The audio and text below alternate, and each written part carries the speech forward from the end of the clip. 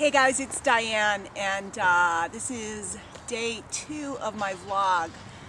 Believe it or not, and I don't know how this is going to come out, but I propped my camera in the tree on the tripod, so I'm sitting out in the garden. In fact, the air is making my throat tickly, little allergies. There's a lot of flowers going on. But today I want to talk to you guys about negative self-talk. It's like such a rampant thing that I see in folks, and I know it's a big struggle for me. Most of you guys know that I started out, on this journey and yeah, people are mowing their lawns and making noise. So, over 270 pounds, really broke, and the biggest part of the battle was always the incessant voice in my head that told me, you're dumb, you're stupid, you're fat, you're ugly, you're stupid, you're fat, you're ugly, you're dumb, you're broke. You're never going to make it, it's never going to be better, there's nothing you can do. And every morning I'd get up and I was constantly reminded, I've never shown these, and I'm hoping I can show them to you. I can't. These are my, you can get the, maybe you can't. These are my big old pants, or the one thing I saved, and maybe I can get a shot at the end and really show you, maybe you could just see, this is the size of the leg alone. I almost fit in one of these puppies. But anyway, I was faced with this every single morning, and I started to learn through all my different personal studies how to stop beating the crap out of myself. Because I realized that the more I didn't love myself, I made it impossible for anybody else to, and I made it impossible for God, the universe, however you like to look at it. I made it impossible for blessings to come to me because I wasn't blessing myself. And one day I went into my closet and I threw away all the small clothes that I swore I was going to fit back into. And I said to myself, you know what? You're good enough just this way. You're good enough. And I threw away all that stuff which represented the past and struggle. And I knew that as I lost weight and as things changed, I'd be able to get new stuff. So that was the beginning.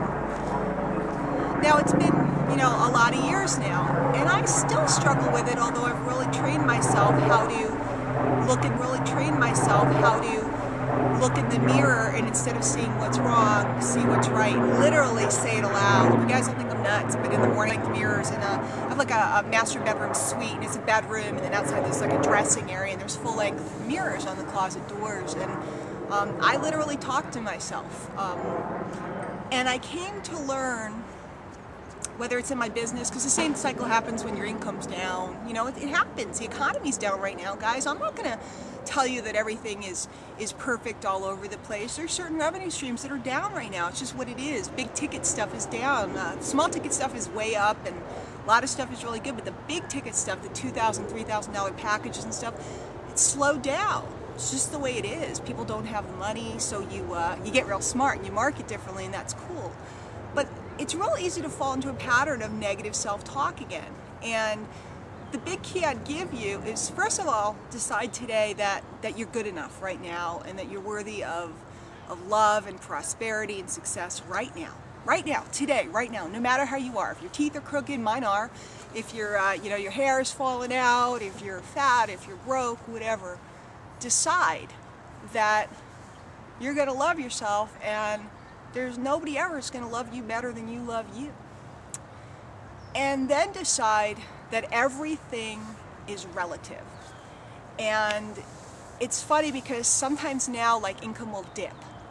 And it would be really easy, and I know I'm an MLM and I'm not supposed to say that. I'm supposed to say it's off the hook and I'm getting a new Mercedes, It doesn't go like that. It goes up and down. It's normal, guys. It's a business. Do you think Walmart's business goes up and down? They're one of the biggest businesses in the world. It's still that way. So let's be real here, okay? Isn't it nice to just be real for a change?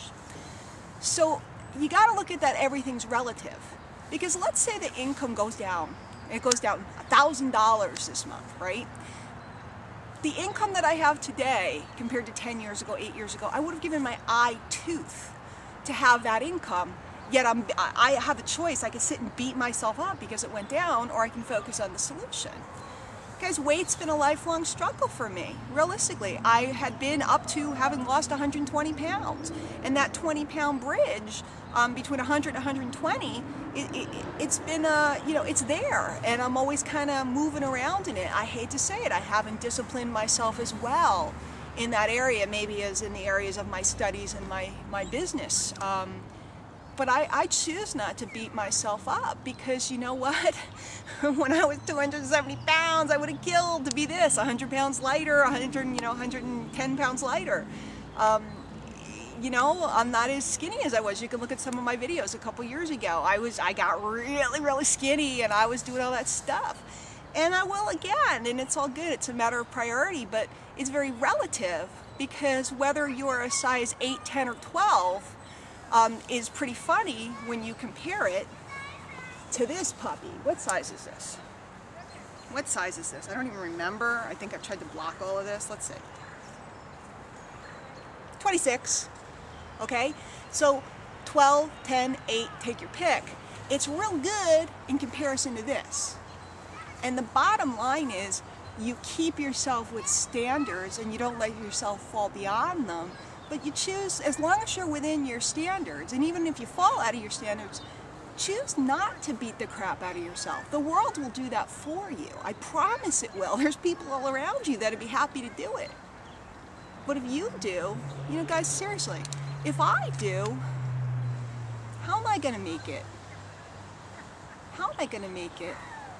You got to learn to censor yourself, just like they have censors on TV. That when that thought comes up, you have to have a stop, or what's called an interrupt pattern, where you interrupt that. Interrupt it.